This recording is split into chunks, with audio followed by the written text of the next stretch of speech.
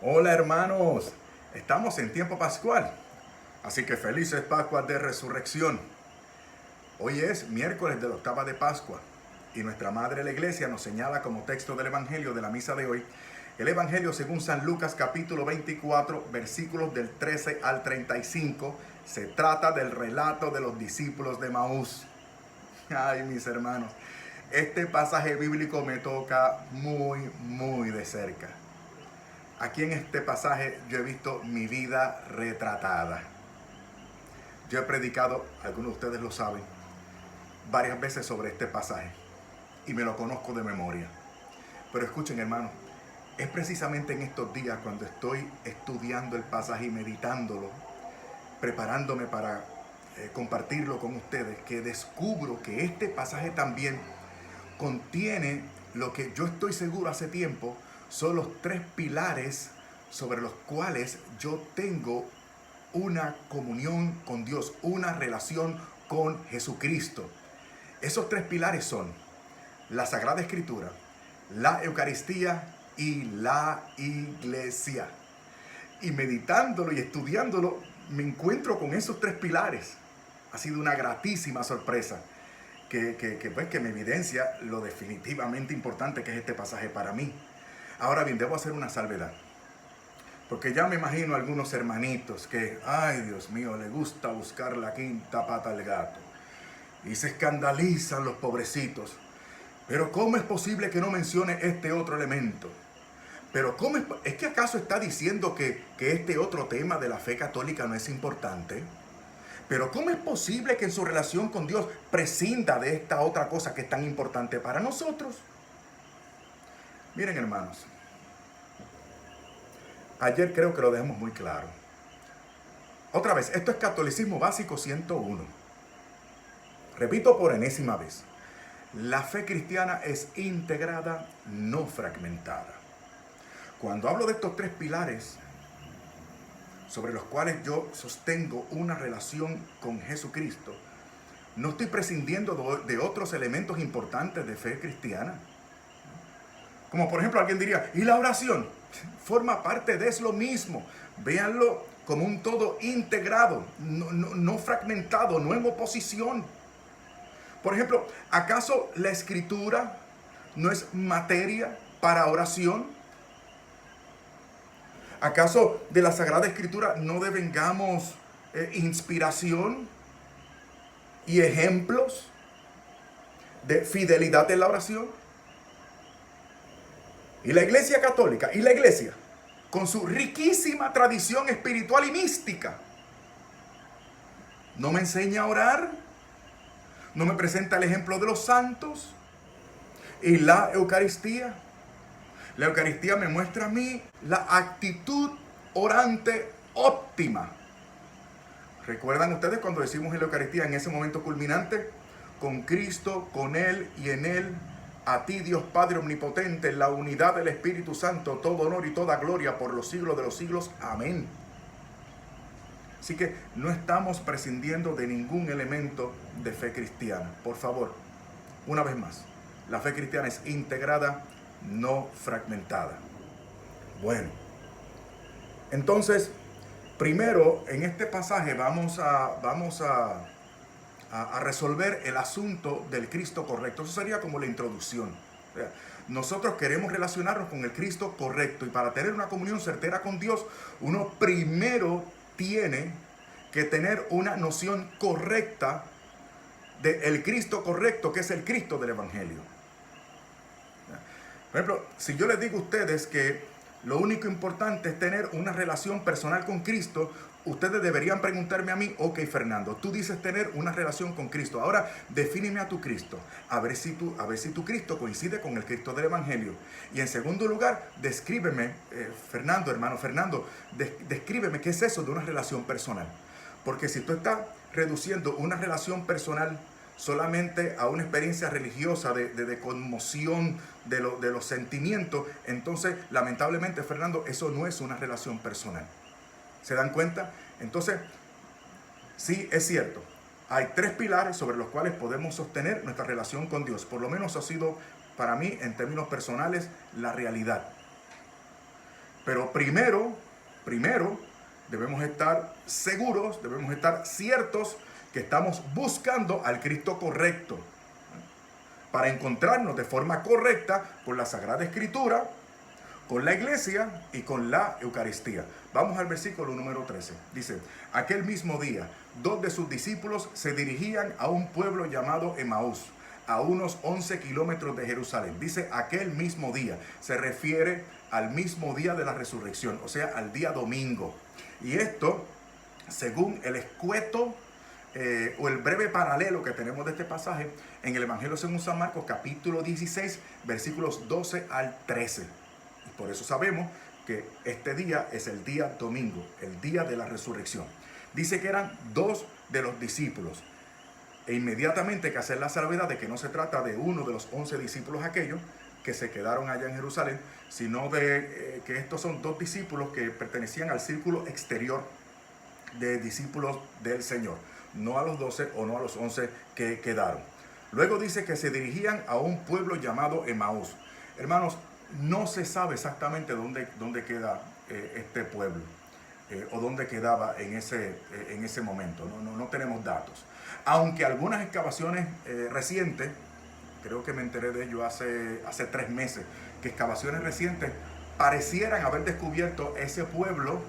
Y si es ese pueblito que encontraron, Emaús, entonces estamos hablando de 7 millas al norte de Jerusalén.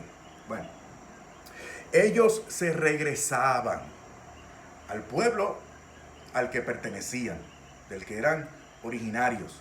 O sea, se fueron de Jerusalén. O sea, la iglesia se congregó en Jerusalén, los oficiales a cargo de la iglesia, los apóstoles, los primeros obispos, el fundamento apostólico, y por lo tanto el punto de referencia para señalar a la iglesia estaba en Jerusalén. Y ellos se iban de Jerusalén, o sea, se apartaban de la iglesia, se regresaban, porque no tenían nada más que hacer.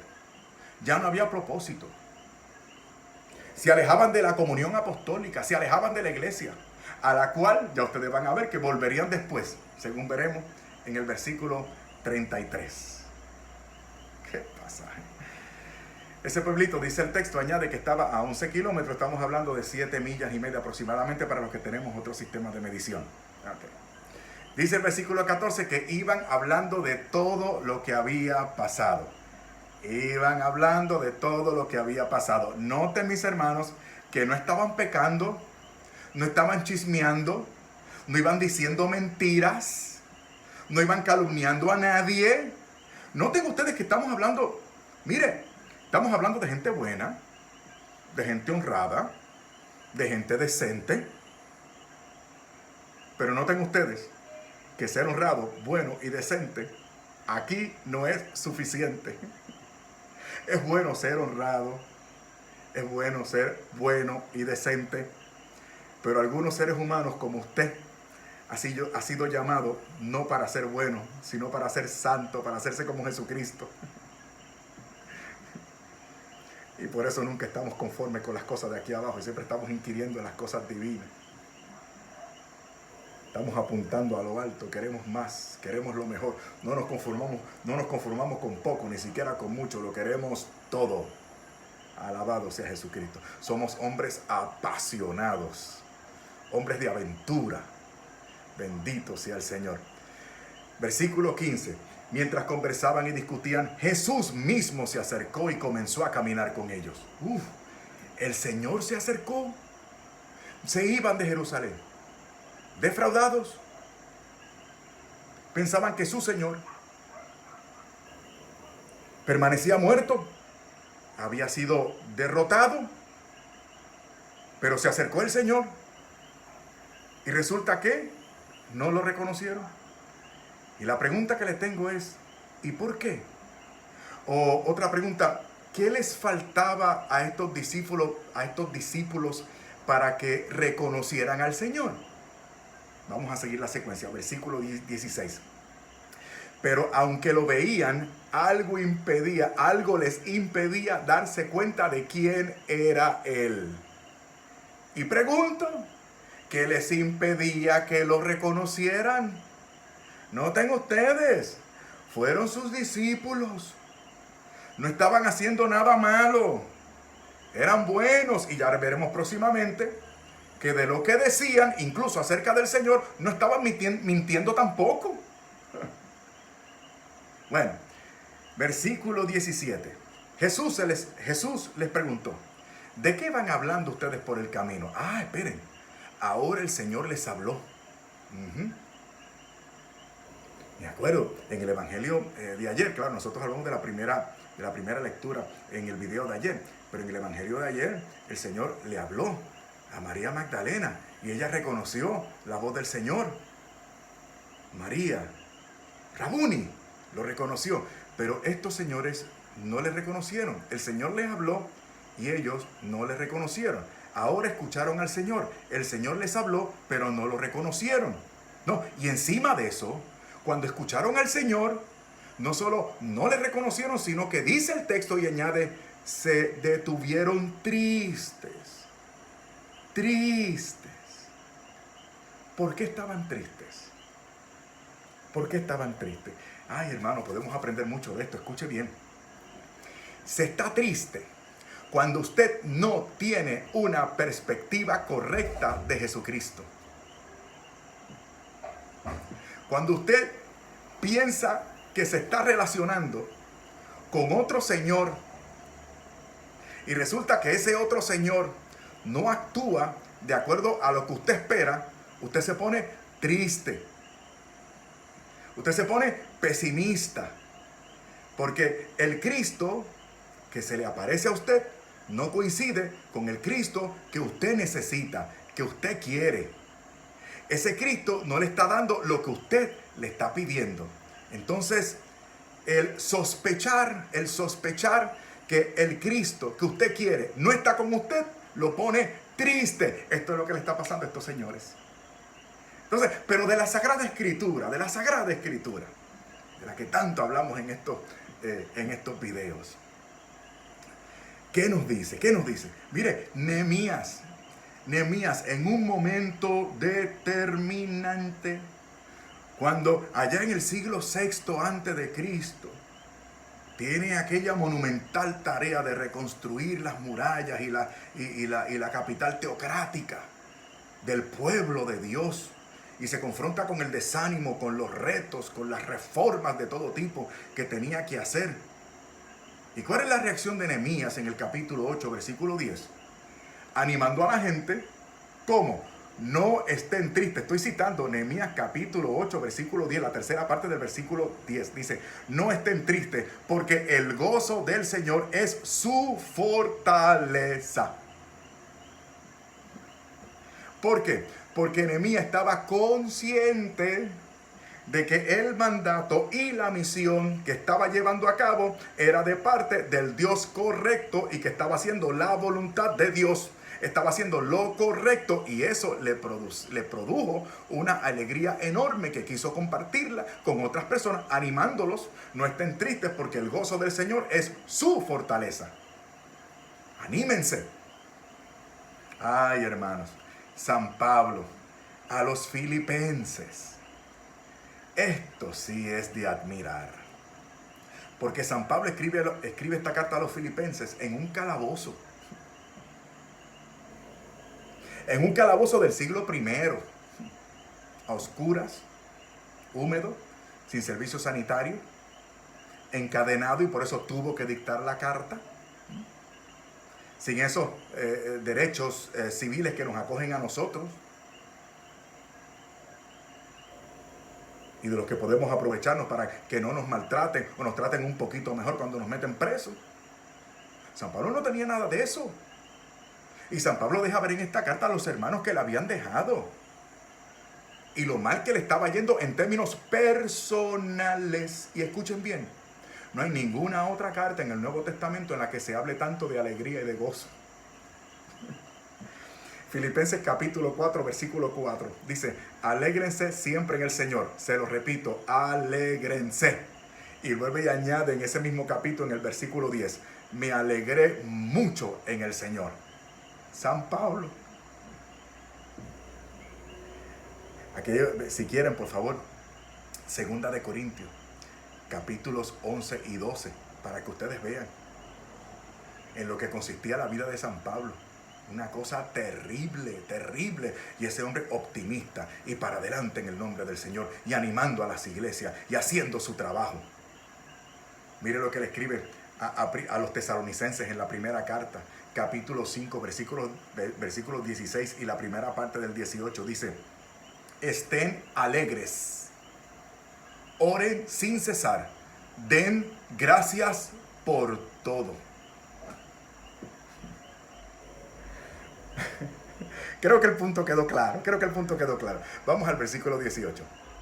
Y uno de ellos, que se llamaba Cleofás, contestó: ¿eres tú el único que ha estado alojado en Jerusalén y que no sabe lo que ha pasado allí en estos días? O sea, no solamente no le reconocieron cuando lo vieron, no lo reconocieron cuando les habló, sino que ahora osan regañar al Señor. Regañan al Señor, lo corrigen. Hermano, pero ¿cómo es posible? Yo me imagino a estos discípulos. Bueno, este es el ánimo que permea. O sea, esto no hay que especular falsamente. Aquí hay evidencia. O sea, yo me los imagino a ellos. Pero ¿cómo es posible que tú no sepas? Pero tú deberías saber. ¿Dónde tú has estado metido todo este tiempo? Nosotros sabemos más que tú. ¿Y por qué? ¿Por qué quieren corregir al Señor? ¿Por qué creen que saben más que el Señor? Porque no lo reconocían. Pensaban que el que estaba con ellos era un tipo más. Un tipo más. Por eso los otros días le decía, en sintonía con el ánimo de Santa Teresa de Jesús, tenemos confianza en el Señor, pero mucho cuidado con las confianzas. Él es el Señor. Y Él es nuestro Padre. Y le tenemos un afecto filial, pero un santo temor también.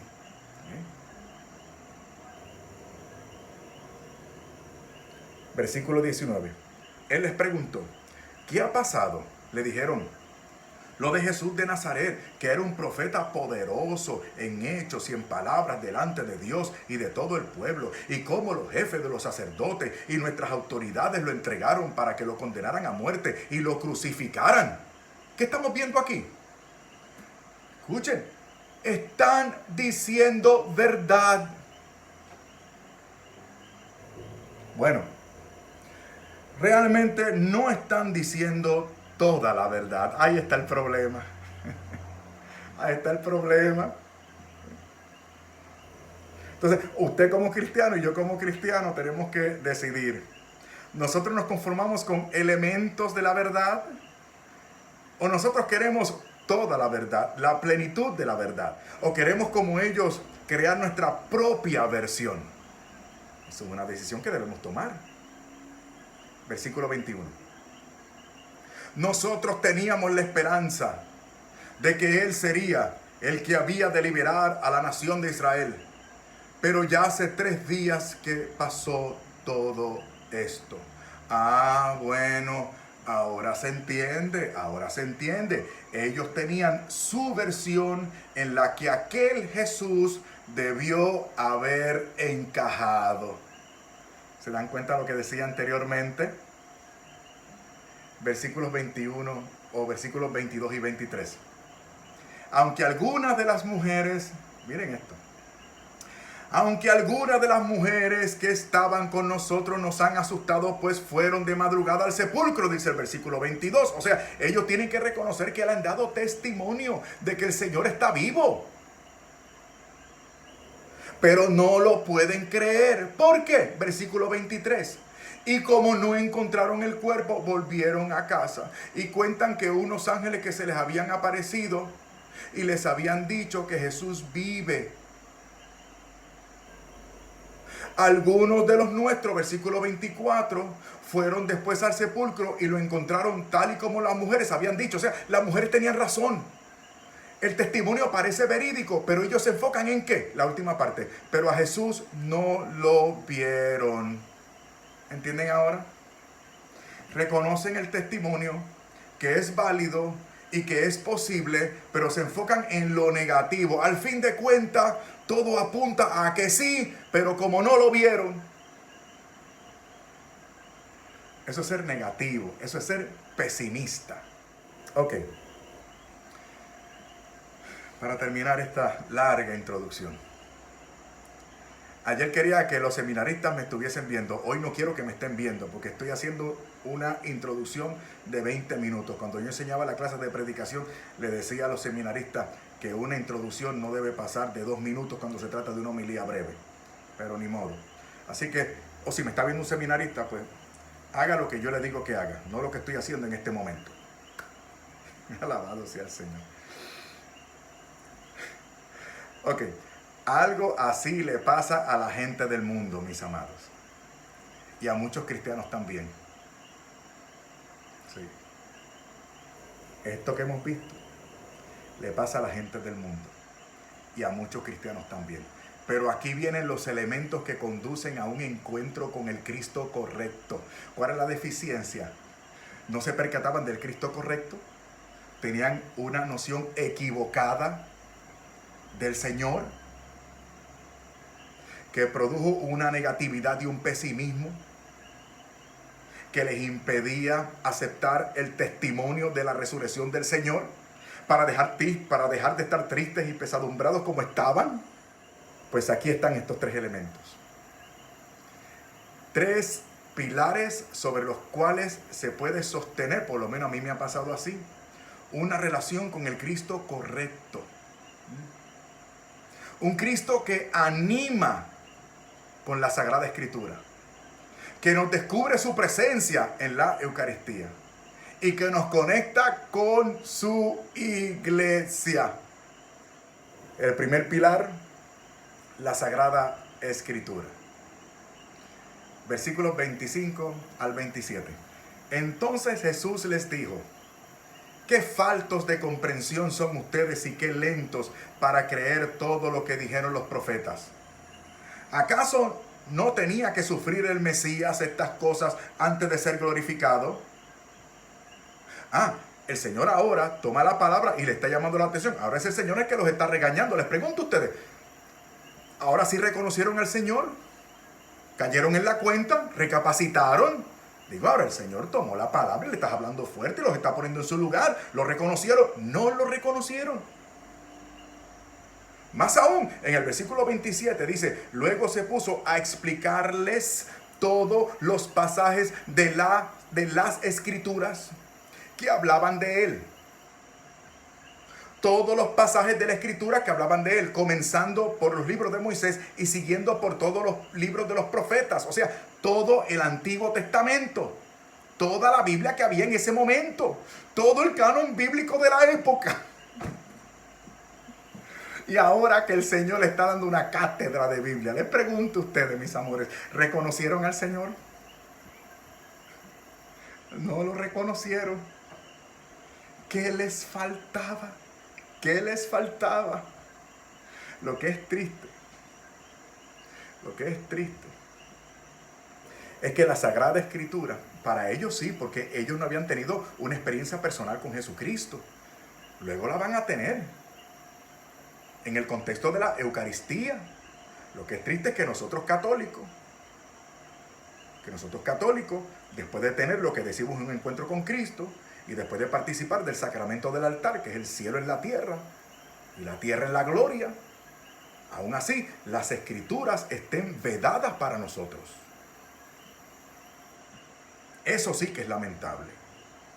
Y perdonen mis hermanos, pero yo me he propuesto como una de mis misiones en esta vida, aprovechando el año de la palabra, que es este año 2020 en el que estamos, y aprovechando lo que esta iglesia ha establecido desde siempre, pero de forma más clara y diáfana, desde hace 50 años en el Concilio Vaticano II, especialmente con la Constitución dogmática sobre la divina revelación Dei Verbum. ¿Cómo es posible que 50 años después algunos católicos le tengan reticencia a la Sagrada Escritura?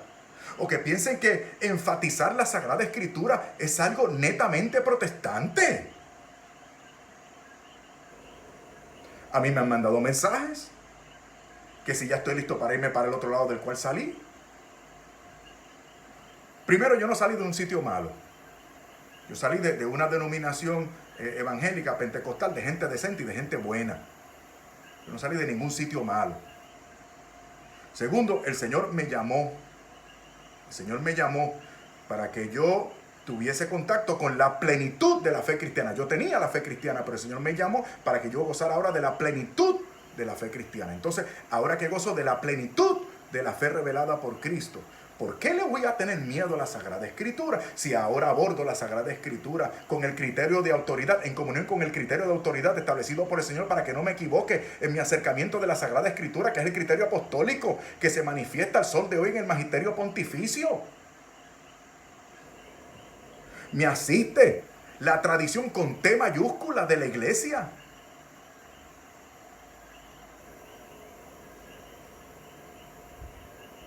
Para que no me equivoque, para que esté seguro, para que tenga elementos, buenos elementos y elementos seguros de interpretación bíblica. Que los discípulos de Emaús no hayan caído en la cuenta está bien, pero nosotros, ustedes y yo. Dei verbum, ahora me aguantan. Dei verbum, la constitución dogmática que cité sobre la divina revelación del Vaticano II. Número 2, dice, para ver si los convenzo, hermano, para ver si los convenzo.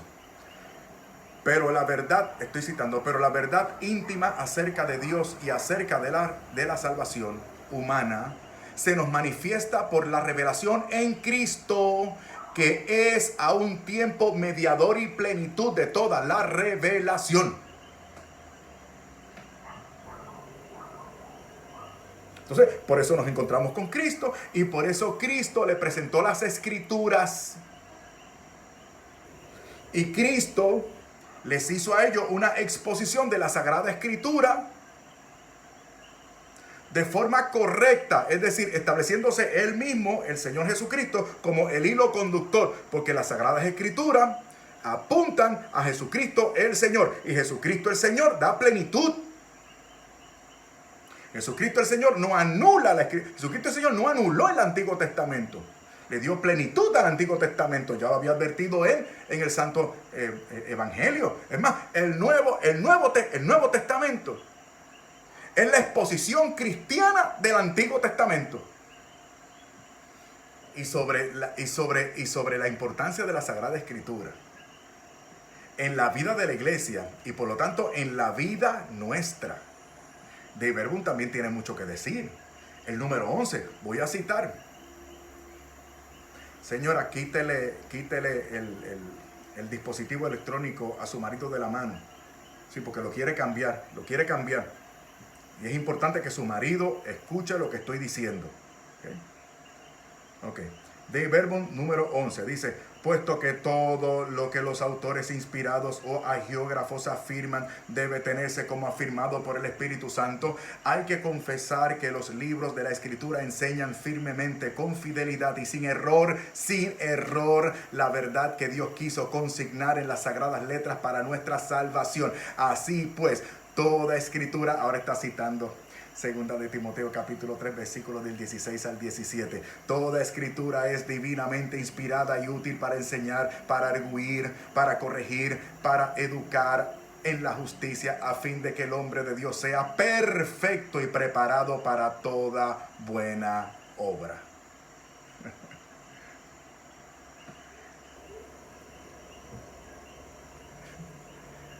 Ya olvídese, ya estamos en esto. Dei verbum 21. Cito. Ahora sobre la Escritura en la vida de la iglesia y en la predicación. Ahora sí quiero que los seminaristas me estén escuchando. Y en su vida y en la mía. 21. Dice, la iglesia ha venerado siempre las sagradas Escrituras al igual que el mismo cuerpo del Señor, no dejando de tomar de la mesa y de disfrutar y de distribuir a los fieles el pan de vida, tanto de la palabra de Dios como del cuerpo de Cristo, sobre todo en la liturgia. Siempre las ha considerado y considera juntamente con la tradición como la regla suprema de su fe, puesto que, inspiradas por Dios y escritas de una vez para siempre, comunican inmutablemente la palabra del mismo Dios. Último párrafo de ese número. Es necesario, por consiguiente, escuchen, señores ministros, es necesario, por consiguiente, que toda la predicación eclesiástica, como la misma religión cristiana, se nutra de la Sagrada Escritura y se rija por ella, porque en los sagrados libros el Padre que está en los cielos va con amor al encuentro de sus hijos y habla con ellos. Y es tanta la eficacia que radica en la palabra de Dios, que es en verdad apoyo y vigor de la iglesia, y para sus hijos fortaleza de fe, alimento del alma, fuente pura y perenne de la vida espiritual. Perfectamente, por tanto, se aplican a las sagradas escrituras estas palabras, pues la palabra de Dios es viva y eficaz, etc. Es más, voy a citar.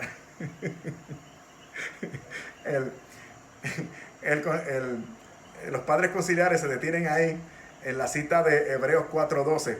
Toda escritura, toda palabra de Dios es viva y eficaz, pero yo lo voy a citar completo, porque yo quiero reclutar hermanos míos católicos que de ahora en adelante, o con más conciencia de ahora en adelante, abordemos la Sagrada Escritura, bebamos de esa fuente. Como decía San Jerónimo, desconocer esta escritura es desconocer a Jesucristo, el Señor. Por eso el Señor le está explicando a los discípulos de Emaús las escrituras. Dice, ciertamente, Hebreos capítulo 4, versículos 12 y 13. Escuche, ciertamente la palabra de Dios es viva y eficaz y más cortante que una espada. Otras versiones dicen que toda espada, me gusta esa, que toda espada de doble filo entra hasta la división del alma y del espíritu y de las articulaciones y de la médula y descubre los sentimientos y pensamientos del corazón. No hay ante ella criatura invisible. O sea, es como una luz. Es como una luz que nos delata, que nos descubre.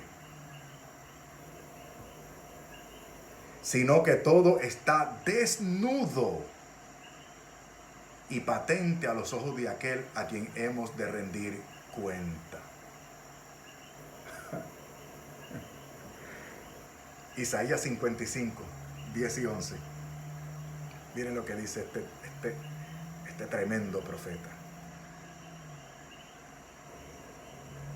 Como la lluvia y la nieve desciende de los cielos y no vuelven allá, sino que riegan la tierra y la fecundan, la hacen germinar y dan siempre al sembrador, y dan simiente al sembrador y pan a quien ha de comer. Así será la palabra que sale de mi boca. No volverá a mí vacía, sino que hará lo que yo quiero y realizará la misión que le he confiado. ¿Se dan cuenta por qué la Sagrada Escritura tiene que ser uno de los pilares sobre los cuales yo sostenga una relación con Jesucristo? Y es providencial, hermano, es maravilloso. Yo agradezco a Dios y lo glorifico porque me da la oportunidad de compartir esto con ustedes el día de hoy. Y que ustedes puedan considerarlo también, hermanos queridos. Segundo pilar, la Eucaristía. Dice el versículo 28, al llegar al pueblo a donde se dirigían, Jesús hizo como que iba a seguir adelante. Qué lindo el Señor. Es algo tan maravilloso como Él siempre buscando la forma.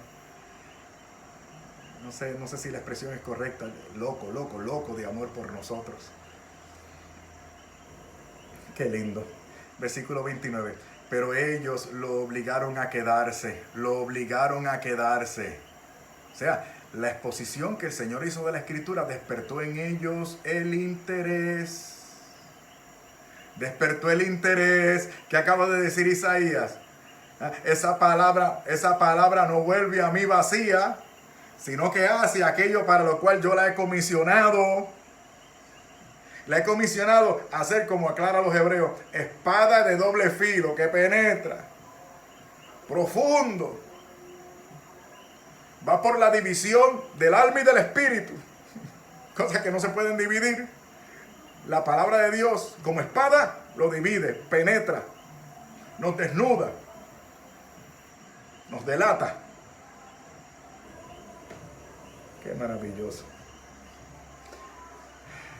Pero ellos lo obligaron a quedarse diciendo, quédate con nosotros porque ya es tarde. Se está haciendo de noche. Jesús entró pues para quedarse con ellos, dice el versículo 29. El Señor pernoctó con ellos. ¿Reconocieron al Señor? Todavía.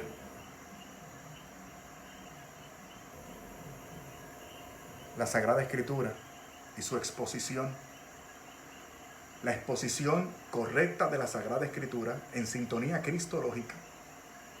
Y se darán cuenta que en sintonía cristológica y en comunión con la iglesia. O sea, no fue una exposición en contra de, sino unida a.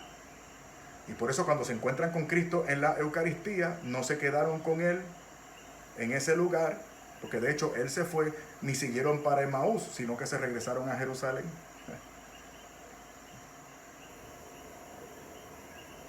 Versículo 30. Cuando ya estaban sentados a la mesa, tomó en sus manos el pan y habiendo dado gracias a Dios, lo partió y se lo dio. Partimiento del pan. Gran gesto eucarístico. Todos los biblistas y teólogos bíblicos mejores logrados en el mundo, de todas las tradiciones religiosas, no solamente católicas, coinciden en el fondo eucarístico de este pasaje. No estamos hablando de que todos esos exégetas y grandes intelectuales sean católicos o crean en la presencia real del Señor en la Eucaristía, no, pero como son intelectualmente honestos, tienen que reconocer la importancia de ese gesto, por lo menos gesto, para la iglesia o práctica religiosa de la iglesia primitiva. Y como son intelectualmente honestos, saben que eso, que tal vez ellos pues no tengan la fe de la iglesia, o sea, no gocen de la plenitud de la fe para saber todo lo correcto y verdadero acerca de este acto litúrgico. Pero tienen que aceptar y reconocer que el altar era el centro y que la esencia, el corazón del culto cristiano era el partimiento del pan, la Eucaristía. Eso de que el púlpito para la lectura y predicación de la palabra ocupó el centro y que los católicos lo quitaron en el siglo IV y que después ellos lo volvieron a poner en el siglo XVI, eso no es cierto. Yo los quiero mucho y los respeto, ustedes son gente maravillosa, gente formidable. Debe ser que tienen un dato equivocado y se los estoy aclarando con todo el respeto que ustedes se merecen. Y en ese momento se les abrieron los ojos y reconocieron a Jesús, pero Él desapareció. Noten cómo cambian estos hombres. Desapareció. Ahora, ¿volvieron con la actitud de antes? Es decir, estuvo con nosotros, pero ahora no está. Como antes, ¿se acuerdan? Dicen que resucitó. O sea, encontraron la tumba vacía. Parecen buenas noticias. Algo así me parece que anunció el Señor. Pero como quiera que sea, no lo vieron. Ahora digo yo, abandonaron aquella actitud de antes, aquel pesimismo. Sí, lo dejaron. Dejaron aquella negatividad. Porque ahora el Señor se va. Y ellos, muy al contrario de la actitud previa, reaccionan con mucha energía, con mucho vigor y con mucho optimismo. Mire el versículo 32. Y se dijeron el uno al otro, ¿No es verdad que el corazón nos ardía en el pecho? Mire qué lindo. Que el corazón nos ardía en el pecho cuando nos venía hablando por el camino y nos explicaba las escrituras. O cómo ardía, esa es otra versión, cómo ardía nuestro corazón. ¿No? Y cuando leía esto, enseguida el Salmo 19, los versículos 18, 20 y 32, qué lindo, miren lo que dicen. Abre mis ojos para contemplar las maravillas de tu ley. Mi alma se consume anhelando de continuo tus palabras. Corro por el camino de tus mandamientos porque has dilatado mi corazón. ¿Ve lo que hace la palabra? ¿Ve por qué la primera parte del sacramento de la Eucaristía tiene que ser la liturgia de la palabra? Porque nos prepara, nos dispone. Porque como citábamos ayer de San Pablo, la fe viene por la predicación y la predicación de la palabra de Dios. La fe viene por escuchar la predicación de la palabra. Y se dilata el corazón y se apercibe nuestro espíritu. Y podemos participar dignamente y con más fruto de la Eucaristía para recibir a nuestro Señor. Y aprovechamos la Eucaristía como memorial. Por el memorial nosotros no solamente recordamos, sino que aquello se actualiza, se hace presente. Participamos del único y verdadero sacrificio de la cruz. El único e irrepetible sacrificio de la cruz se actualiza en el sacramento del altar. Participamos de la comunión con el cuerpo y la sangre de Dios, comunión con Cristo y comunión de Cristo con nosotros. Y comunión mía con mi hermano y de usted conmigo y con el otro. Ese es el aspecto de comunión de la Eucaristía. Y de la presencia real, que es un aspecto que se matiza mucho aquí en este pasaje. Pues yo soy, así decía el Señor en el capítulo 6 de San Juan, ¿se acuerdan? Yo soy el pan vivo bajado del cielo. Quien coma de este pan vivirá para siempre. Y el pan que voy a dar es mi carne por la vida del mundo. Mi carne es verdadera comida. Mi sangre es verdadera bebida. El que come mi carne y bebe mi sangre tiene vida eterna. Qué lindo es el Señor. ¿Se dan cuenta? La Eucaristía tiene que ser ese otro gran pilar sobre los cuales nosotros sostenemos nuestra relación con Cristo el Señor. Y el tercer pilar, la iglesia. La iglesia. Versículo 33 al 35. Sin esperar más, se pusieron en camino y volvieron a Jerusalén. Volvieron a Jerusalén. Escuchen. Estaban llegando a Emaús. Ya era de noche. 2000 años atrás. No se caminaba de noche. Habían estado caminando todo el día. Ya estaban cansados. Eso es lo que le expresan al Señor. Ya el día declina. Quédate con nosotros. No es seguro que te vayas. ¿Y qué pasó cuando descubrieron al Señor en el partimiento del pan? Se le fue el cansancio, se le fue el pesimismo. No se preocuparon de que era de noche, ni del peligro que podían confrontar. No. Fueron poseídos, hermano, por un entusiasmo, por un optimismo, por una nueva visión de vida. Una nueva perspectiva que les cambió el ser. Se les prendió el corazón por dentro. Y regresaron a Jerusalén. Se le va el cansancio a cualquiera, hermano. A cualquiera.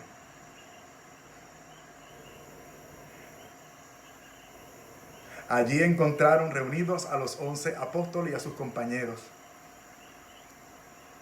Regresaron a la comunión de la iglesia, aferrados al fundamento apostólico establecido por Jesucristo. ¿Se acuerdan cuando terminábamos en los minutos finales de la reflexión de ayer? Hechos capítulo 2, versículo 42, cuando dice que aquellos primeros hermanos nuestros, esa iglesia que surge el día de Pentecostés, cuando se hace la primera gran recapitulación de esa iglesia, en el versículo 42, dice que esa iglesia permanecía constante y unánime, entre otras cosas, en comunión con la doctrina de los apóstoles. No es lo que me parece que dice la Biblia, no es lo que yo prefiero que diga. No somos llaneros solitarios, decíamos ayer. Somos parte de una comunidad, somos parte del cuerpo de Cristo. El Espíritu Santo no se agota conmigo. Esa plenitud, usted, en términos personales, individuales, no. El cuerpo de Cristo, que es animado por el Espíritu Santo, porque el Espíritu Santo es el alma de la iglesia, sí. Ahí está el Espíritu Santo. ¿Se acuerdan en el discurso de despedida del Señor? Evangelio según San Juan, capítulos 14, 15 y 16. Me voy, pero no les dejaré huérfanos. Yo rogaré al Padre y el Padre enviará en mi nombre un consolador, un paráclito, un acompañante. Que según el capítulo 15 es el Espíritu Santo. Y luego dice, y el Espíritu Santo les conducirá a la verdad completa. Capítulo 16 del Evangelio según San Juan.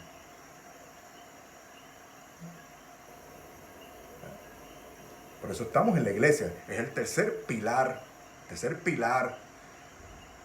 para gozar de la comunión con el fundamento y el criterio apostólico.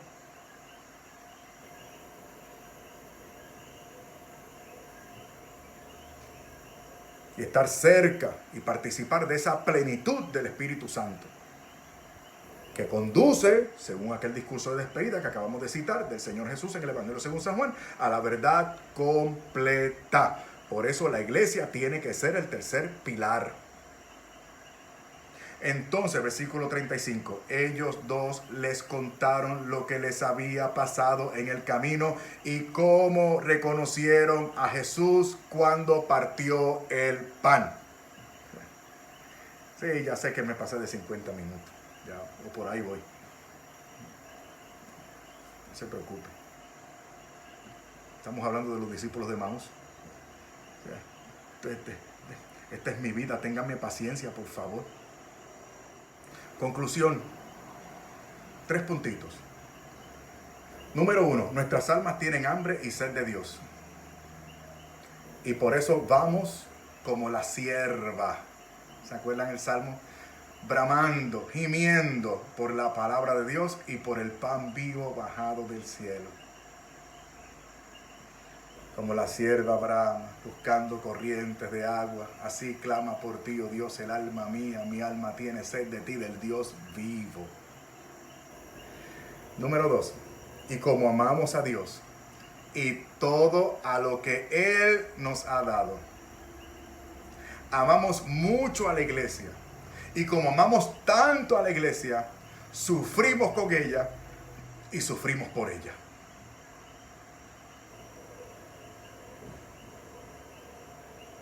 Amamos a la iglesia y por eso agradecemos tanto al Señor.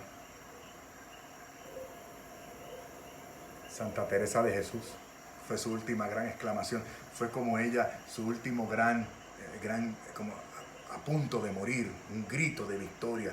Gracias, Señor, muero hija de la iglesia. ¡Qué maravilla!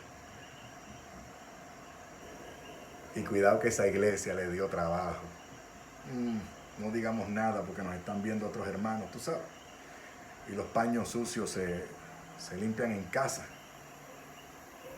Pero esa mujer sufrió.